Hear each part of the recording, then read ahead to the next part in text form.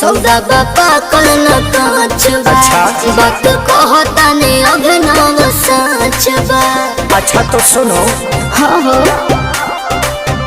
तोहरा लंगड़ा के तगड़ा सवाद बाटे, जिंदाबाद बाटे जिंदाबाद बाटे।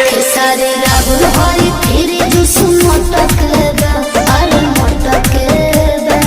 हाँ तब पहुँच जाए रे। सही हो चटके बा अरे चटके बा। हाँ तोरा आम के सवाद गोरी खट्टा